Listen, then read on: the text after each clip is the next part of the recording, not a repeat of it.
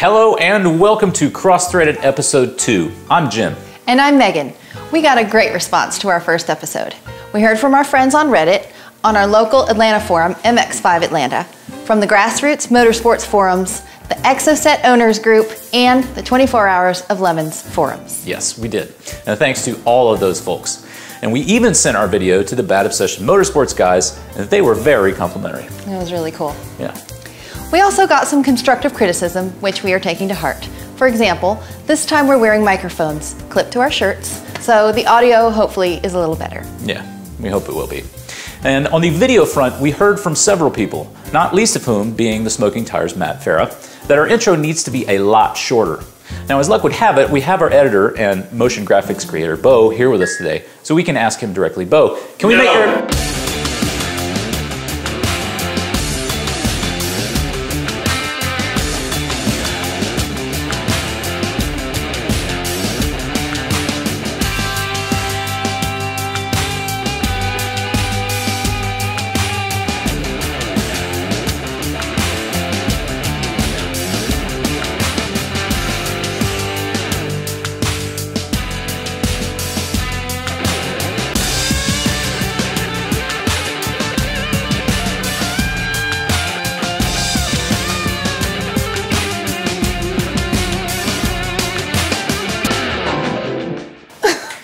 I think that might have been a little bit longer, actually. I think it was.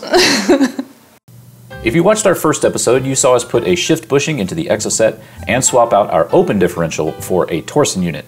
Now this time we'll be pulling suspension stuff off of the Miata to eventually put on the Exocet, including the Patrick Swayze bars. Wait, are they really called Patrick Swayze bars? Oh yeah, he invented those. You've heard that old saying, nobody puts baby in a corner. But you can put a roller skate in the corner, and we did. And then we moved the Miata into the garage so we could start whacking on it. Here you can see us jacking up the Miata using the side-to-side method rather than the front-to-back. I learned this from watching Keith Tanner. Who is Keith Tanner? Well, he's kind of like the Gandalf of Miatas. Oh. To give us better access to the shock bolts, we had to remove this air cleaner assembly, which we needed to do anyway so we could get the header out. Yeah, that'll give us a lot more room to work. And here you can see me taking the inlet tube off. I'm just gonna make a little noise here. That lined up well. I'll try to do it here too. No, too early on that one. But anyway, it's out. Now around here we like to do things in a perfectly understandable order, so we're moving from a partially disassembled air cleaner assembly to the front Patrick Swayze bars.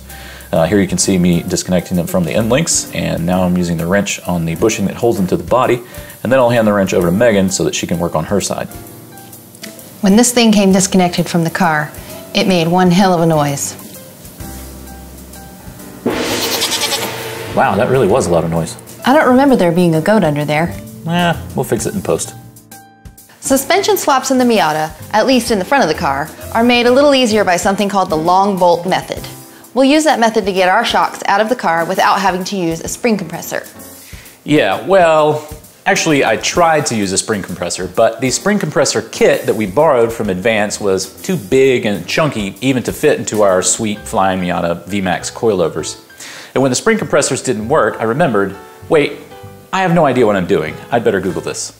We learned about the long bolt method from the Miata.net forums. We'll add a link in the description so you can check it out too, but here's how we did it.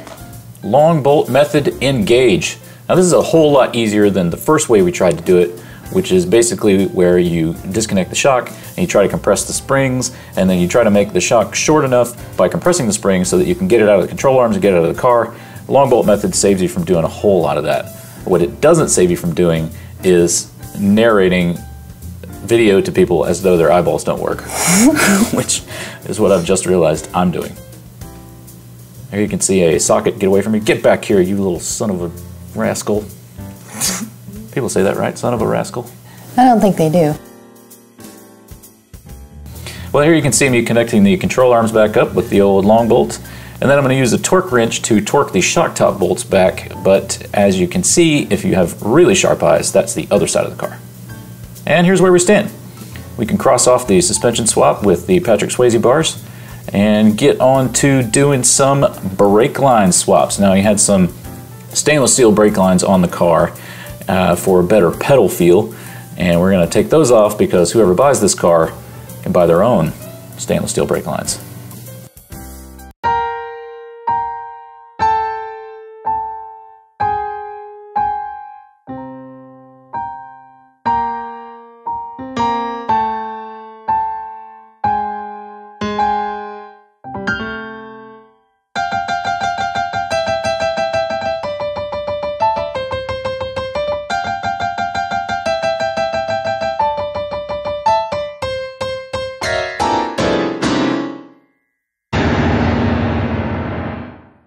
Once I get this stock brake line tightened up at the junction point, I can move on to something else, but not before I give you a big old beardy thumbs up.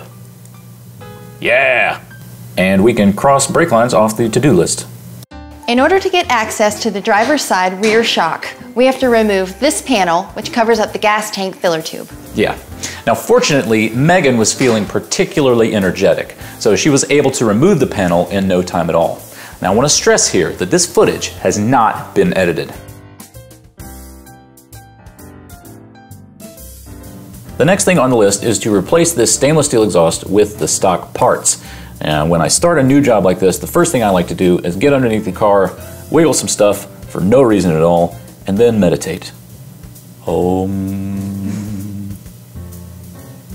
Om. Meditation complete, I'm going to touch these suspension hangers just to make sure that they're part of their reality in which I live. And they are. Or at least they appear to be. Don't you mess with my mind, woman! Here we see the slip joint where the middle of the exhaust joins up with itself, and next we'll see the flange where the cat section of the exhaust joins the header.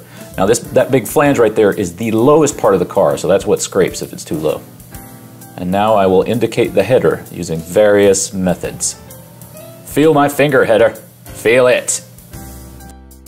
Here's a better look at the bolts that hold the header to the block, and we have not broken one of those, which surprises the hell out of me. I'm going to use some PB Blaster here, not only to make getting the nuts and bolts apart easier, but to lubricate the exhaust hangers so that they'll come out a little bit easier. Channel locks are my preferred method for getting these metal prongs out of the exhaust hangers. I grease them up real good with some PB Blaster, give them a squeeze, and they come right out.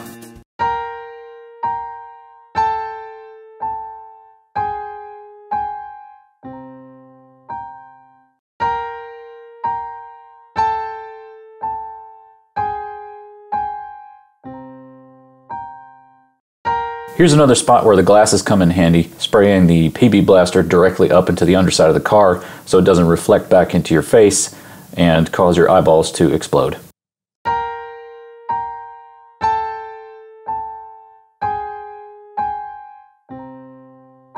After a significant amount of flopping around under the car, the exhaust is finally out, and here it is. But the pain in the ass is only beginning, because I'm going to have to get the rest of this exhaust out from underneath the car, and there's barely room for my muscles.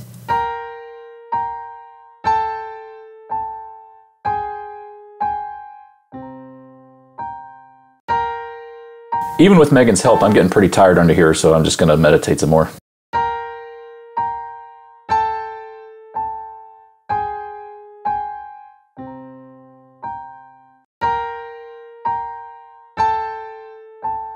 Megan is so excited that we're getting this exhaust out from under the car finally that she's going to prance over to the engine to work on the EGR tube. I am not going to prance. Oh, wait a second. Yeah, I did.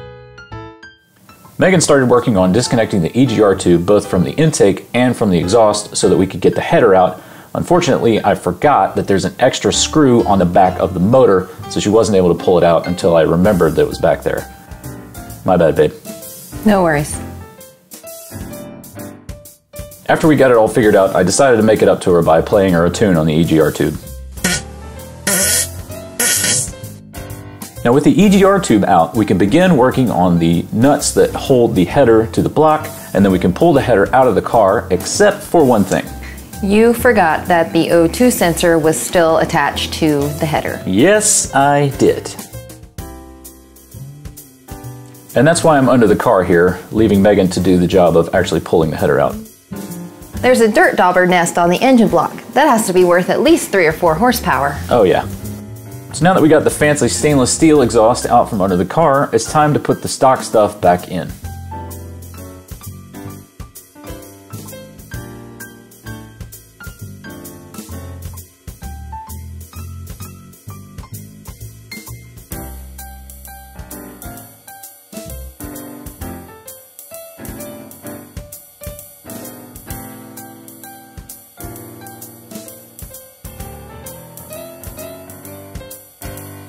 Connecting the stock header to this piece of pipe is probably the biggest pain in the butt in the whole process. Absolutely is. Here you can see me trying to get the nuts on there, and then it's a big pain in the butt to get a socket to all of those things.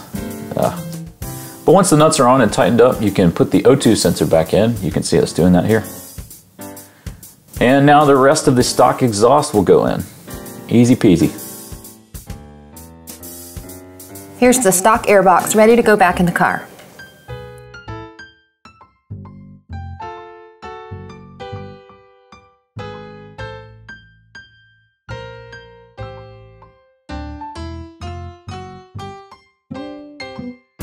And I'll just have a look at the engine before I start it up.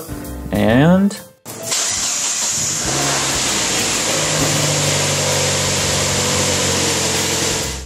the car's all buttoned up, but before we can drive it, we need to make sure it can stop. yeah, we don't want to hit anything, do we? No, we don't. Okay, it's a little bit of a lie. The car is not completely back together because this intake support's got to go back in. It came out when we were working with the alternator. Here's Megan working on it. And also I removed the fire extinguisher I needed for safety regulations and this fancy racing wheel.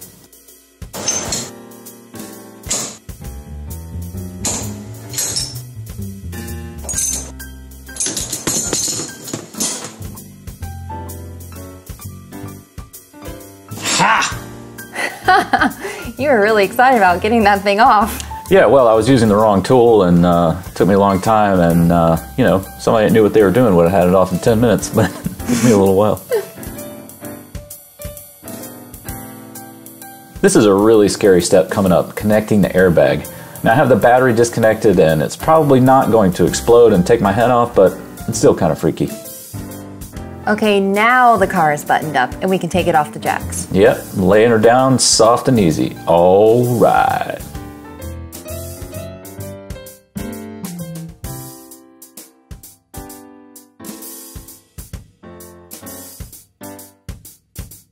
That should just about wrap it up for this episode of Crossthreaded. Thank you so much for joining us. Yeah, we are really having a ball making a homemade car show.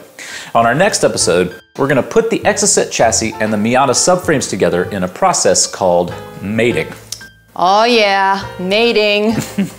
So subscribe to our channel for more of this foolishness, and leave us a comment if you see something that we could have done better, or if you just want to say hello.